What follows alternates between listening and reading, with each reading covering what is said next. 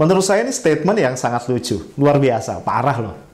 Kalau dibilang aksi ya 4 November kemarin sebagai bentuk intoleransi, ekspresi intoleransi umat Islam, kaum muslimin sebagai bagian terbesar dari masyarakat, luar biasa, tidak proporsional.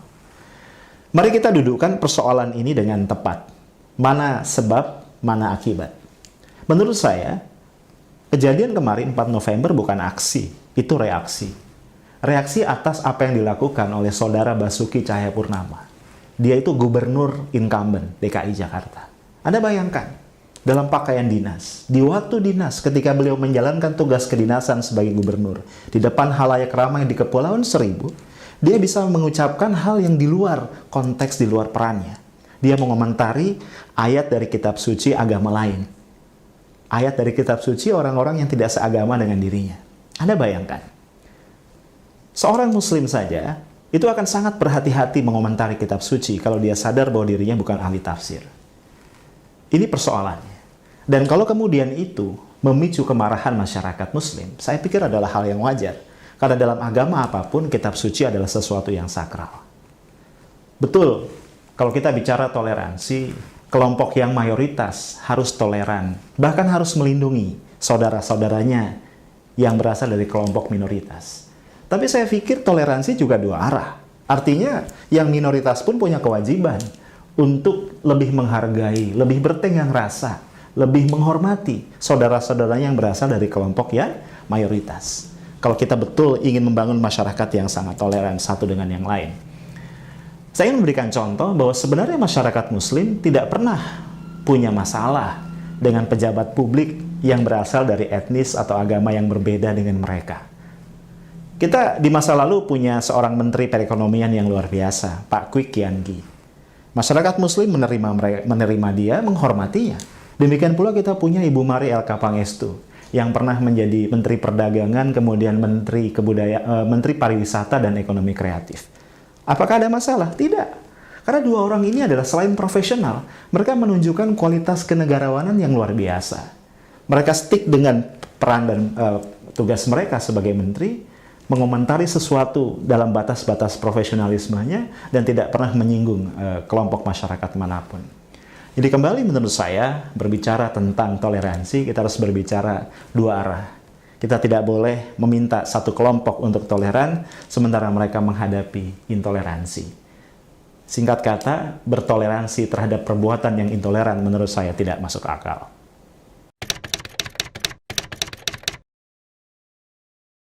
Serius? Ditunggangi? Waduh, ini menurut saya luar biasa nih. Ini jangan-jangan yang melontarkan tuduhan ini termakan oleh kata-kata Pak Presiden kita, Pak Jokowi. Anda ingat kan? Di tanggal 4 menjelang tengah malam, Pak Jokowi berpidato. Didampingi oleh Pak Wiranto dan yang lain. Di pidato itu beliau mengatakan bahwa aksi hari itu sudah ditunggangi oleh aktor politik. Yang menarik dan menurut saya menjadikan ini bertambah lucu, ketika ditanya aktor politiknya siapa, Pak Jokowi mengatakan nantilah kalau sudah ada buktinya nama itu akan diungkap. Kenapa saya bilang lucu? Karena logikanya mestinya dicari bukti dulu, setelah buktinya ada, jelas orangnya siapa, bisa dipertanggungjawabkan, baru kita boleh melempar tuduhan. Ya, tapi sudahlah, mungkin itu gaya komunikasi Pak Jokowi atau mungkin Pak Jokowi punya maksud tersendiri. Tapi yang saya katakan adalah, ayo kita lihat peristiwa ini dengan objektif. Hitungan kasar sementara lebih dari 2 juta manusia tumpah ruah ke jalan-jalan protokol di Jakarta pada demo tanggal 4 November itu. Jakarta menjadi lautan manusia berpakaian putih. Anda bayangkan lebih dari 2 juta. Kalau hanya 1.000, 2.000, 10.000, 20.000 mungkin masuk akal. Ada orang dengan dana yang luar biasa, dengan kekuatan politik tertentu bisa menggerakkan manusia seperti itu. Tapi ini 2 juta. Diakui sebagai people power terbesar di Republik ini pasca kemerdekaan. Jadi menurut saya sangat tidak mungkin ini ditunggangi oleh aktor politik. Apa yang bisa menyatukan sekian banyak orang beraktivitas bersama, menyuarakan hal yang sama, meneriakan yel-yel yang sama, kalau bukan akidah atau keyakinan yang sangat mendalam? Kalau kemudian ada kecurigaan bahwa aksi ini punya kaitan dengan Pilkada DKI, menurut saya juga terlalu naif. Kalau misalnya dampak dari aksi ini, kemudian punya implikasi terhadap persaingan atau pertarungan dalam Pilkada DKI, saya pikir wajar-wajar saja. Karena Basuki Cahayapurnama, tokoh yang memicu terjadinya aksi 4 November, adalah gubernur incumbent yang menyatakan diri akan ikut serta di dalam pertarungan memperebutkan jabatan di dalam periode kedua jabatan ini. Jadi menurut saya wajar kalau peristiwa ini punya dampak pada misalnya saja elektabilitas dari Basuki Cahayapurnama. Tapi kalau dikaitkan secara langsung bahwa ini adalah sebuah skenario, misalnya untuk menjegal Basuki dan sebagainya, menurut saya terlalu naif.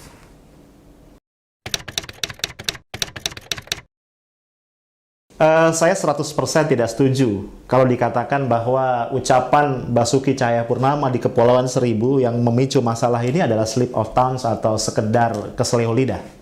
Tidak setuju. Kenapa demikian? Karena menurut saya, sebagai seorang pejabat publik, dia bukan orang baru, dia terbiasa bicara di depan publik. Dan ini bukan pertama kali dia mengatakan hal serupa ini. Anda bayangkan. Kalau kita lihat dalam konteks, saya melihat sebuah pola bahwa saudara Basuki Cahayapurnama memang punya kebiasaan seperti itu. Sebelumnya beliau pernah bicara misalnya, ya, dia katakan, siapapun kalau salah, gue lawan. Bahkan Tuhan pun kalau salah, gue lawan. Ini Anda bayangkan luar biasa. Dalam sebuah pertemuan juga, dalam sebuah video ya, yang juga cukup viral di media sosial, dia pernah mengatakan begini, ini yang saya ingat ya, intinya dia katakan, nih, lu semua nih gue kasih tausiah nih. Gue kasih tausiah, lu gak usah pusing.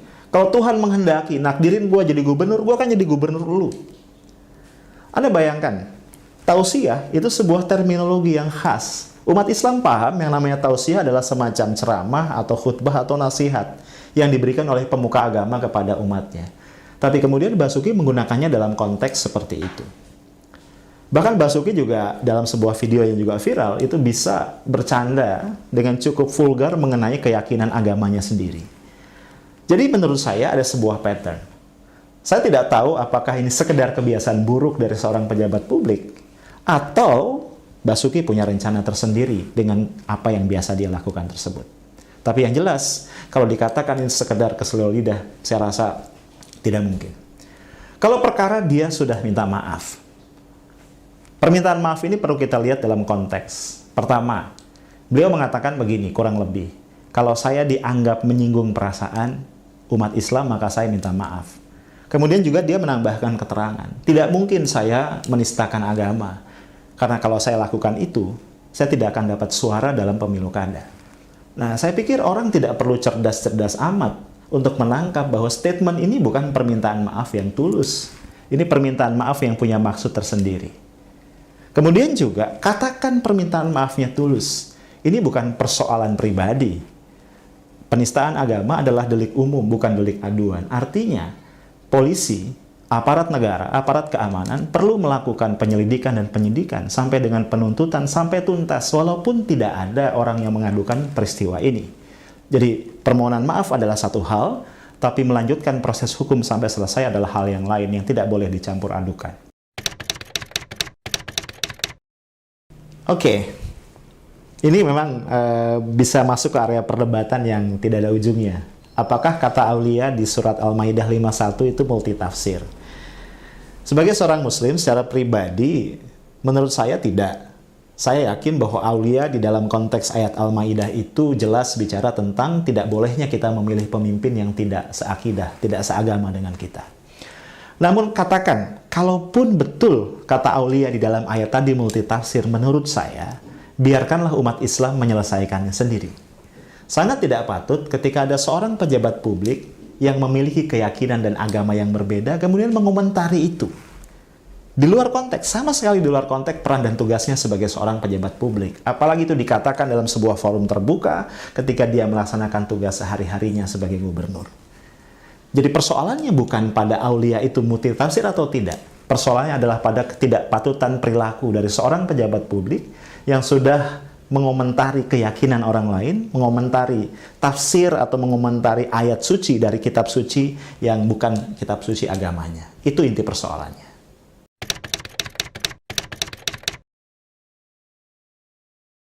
Saya mengapresiasi penegasan Presiden Jokowi bahwa kasus Basuki Cahayapurnama yang diduga melakukan penistaan agama ini akan diproses dengan cepat dan transparan. Tapi saya punya beberapa catatan. Catatan saya yang pertama adalah sangat disayangkan bahwa Pak Jokowi mengeluarkan statement ini terlambat.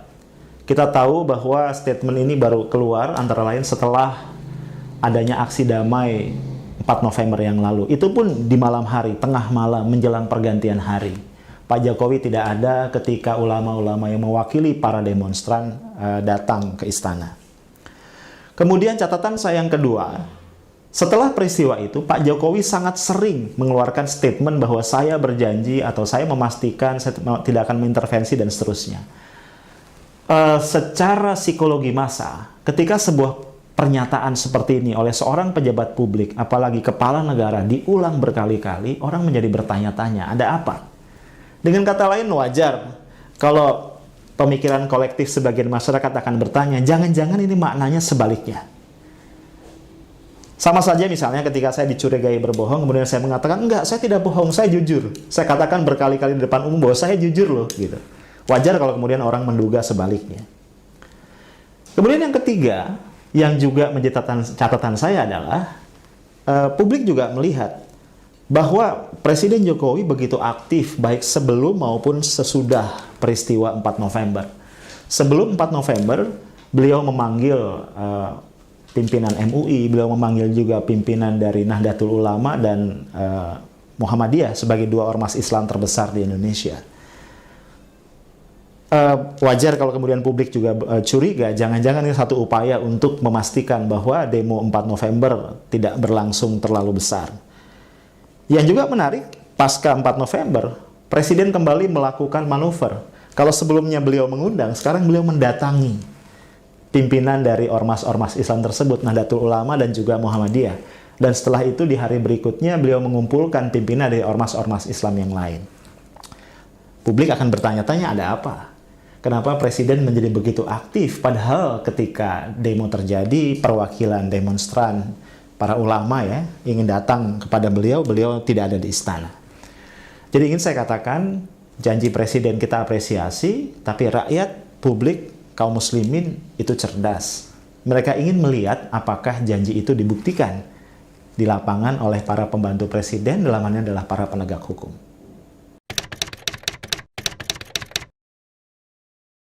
Iya, sebagai komentar saya atas hal ini, saya ingin katakan, saya ingin ingatkan kepada aparat keamanan, kepolisian dalam hal ini, bahwa sangat berbahaya kalau publik atau masyarakat dianggap bodoh atau tidak paham.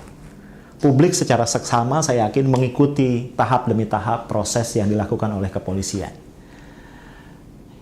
Kalau sampai Saudara Basuki Cahayapurnama dinyatakan tidak bersalah, dan polisi gagal meyakinkan masyarakat bahwa prosesnya sudah dilakukan secara profesional, saya yakin ini akan mengundang kekecewaan berikutnya, dan masyarakat akan kembali bergerak. Apalagi publik juga melihat bahwa pada saat yang sama, ada hal-hal yang dilakukan oleh kepolisian yang menarik untuk mereka kritisi. Sebagai contoh misalnya, kepolisian cukup bersemangat untuk memperkarakan Buniani yang mengupload video rekaman Kepulauan Seribu itu ke dunia maya. Entah kenapa, nampaknya polisi sangat bergairah untuk itu. Padahal di dalam pandangan sebagian besar masyarakat, ini bukan sebuah kesalahan karena yang diupload oleh Buniani adalah apa yang sudah ada di dalam website resmi Pemprov DKI. Kemudian juga kita melihat bagaimana misalnya pasca 4 November, polisi dengan penuh semangat di tengah malam buta menciduk beberapa pengurus inti dari HMI yang dituduh menjadi salah satu pemicu dari kericuhan ketika tanggal 4 November itu hari menjelang malam. Kemudian juga setelah itu kita juga mendengar bagaimana polisi menyatakan akan menelusuri aliran dana yang masuk ke GNPF, Gerakan Nasional Pengawal Fatwa MUI. Jadi kesimpulannya adalah nampaknya polisi lebih bersemangat, lebih sibuk menangani kasus-kasus sampingan. Sementara Saudara Basuki yang dalam pandangan sebagian besar publik nyatanya tak bersalah melakukan penistaan agama, tidak diproses dengan cukup bersungguh-sungguh. Sekali lagi, saya ingin mengingatkan, kepolisian perlu berhati-hati. Karena ketika apa yang diputuskan atau apa yang menjadi akhir dari proses ini tidak memenuhi rasa keadilan masyarakat, sangat mungkin masyarakat akan kembali bergerak dan menyatakan apa yang merupakan ketidakpuasan mereka.